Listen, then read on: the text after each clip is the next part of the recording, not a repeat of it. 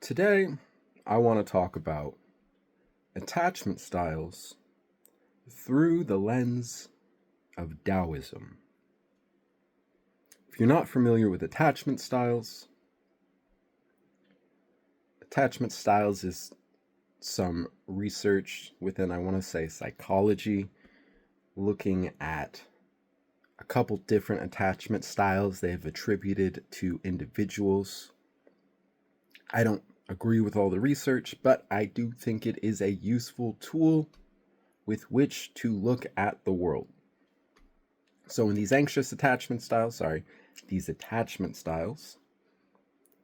they talk about anxious attachment, avoidant attachment, anxious avoidant attachment, and secure attachment. Now, some things to understand from Taoism before we get into the attachment styles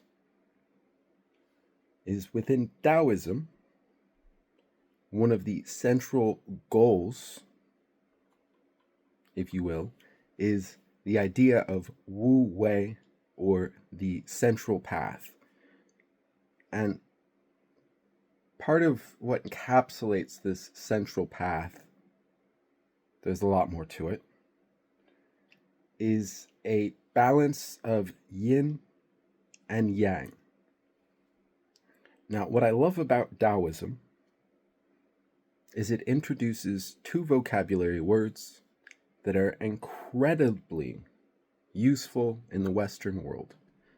Why are they useful? Because they are less charged words that mean basically the exact same thing as Western words that have much too charged of meanings. Their connotation is overwhelming and distracts from the conversation. So these two vocabulary words, yin and yang. The reason these are so important is the closest words I can think of within the English language for yin and yang are feminine, yin, and masculine, yang. Now, within our culture, Western culture, these words are extremely charged. If we use the word masculine or feminine to describe something, in most people, some form of automatic response, automatic reaction, barrier to what is being said arises. And that is why I think the vocabulary words yin and yang are extremely useful in parsing through the information in our world, because it keeps us on topic. It keeps us from deflecting elsewhere. So I'm going to do my best from here on out to use the words yin and yang. So the other thing to understand, aside from this balance of yin and yang energy being a fundamental way in which to live one's life,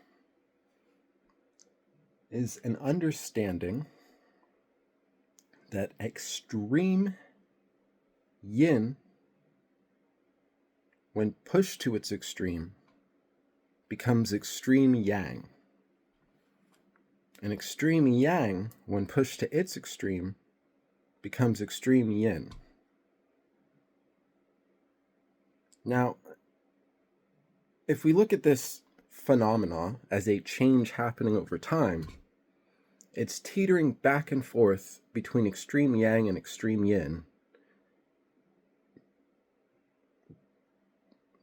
And sometimes it might, but oftentimes it's over here. And when we hear the word extreme,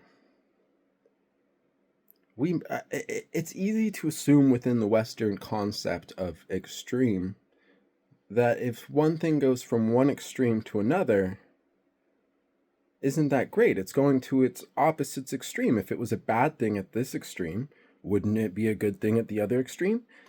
And within Taoism, that's not how it works. When the goal is a balance of yin and yang, an extreme of either is an imbalance, and both of them come with their own problems. Now, let's relate this back to attachment styles.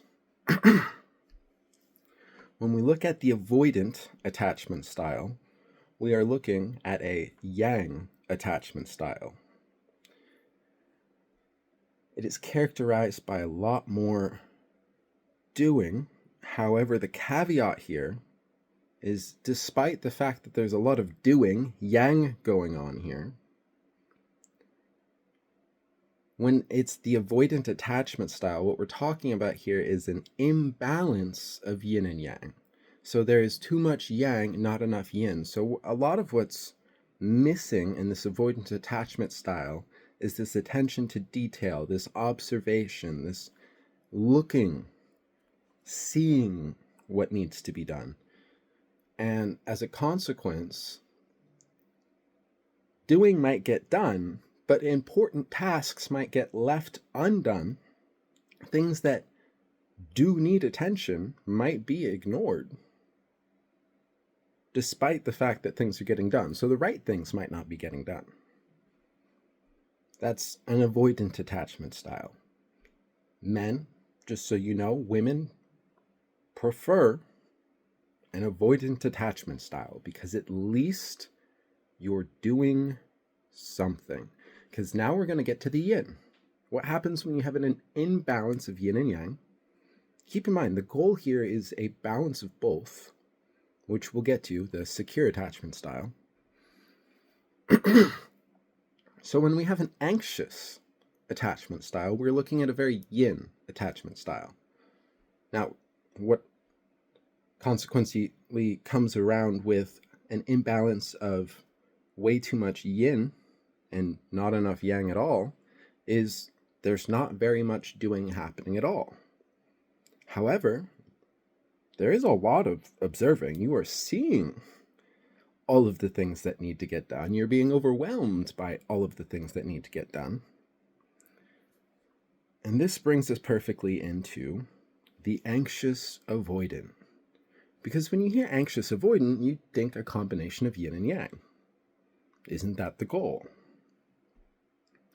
However, in this case, we are looking at the Taoist principle of extremes becoming their opposites. In the anxious avoidant, we are seeing somebody who is at the extremes of yin and yang,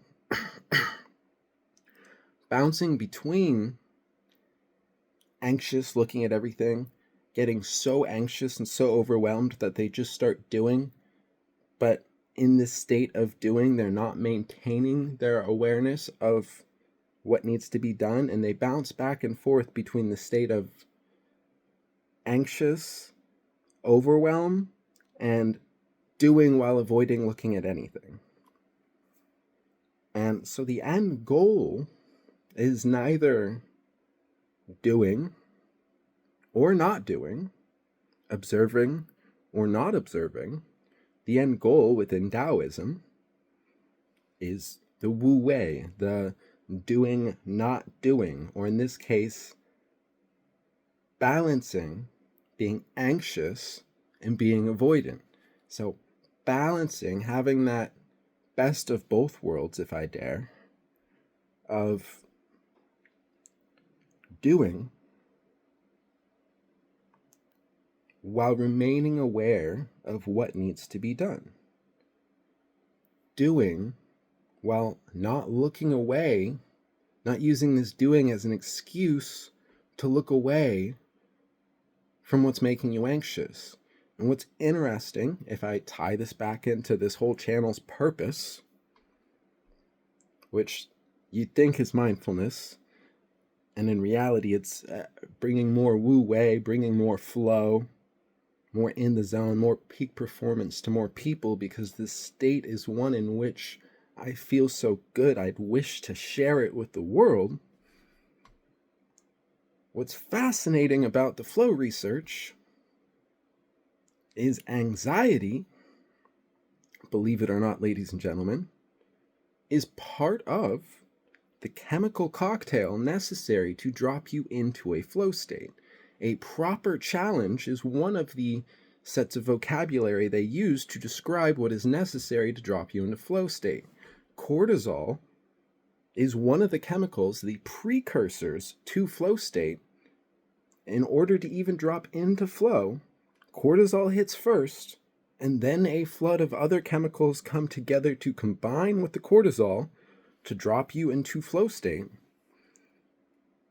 So just doing, and avoiding looking at the things and being anxious is counterproductive to Wu Wei, to flow state, to being our best selves. And so, interestingly enough, the idea of this secure attachment style that we're all moving towards, or ideally moving towards, is just Wu Wei. It is just a balance of yin and yang. It is a balance of paying attention to what needs to be done and doing it. Good luck, soldiers.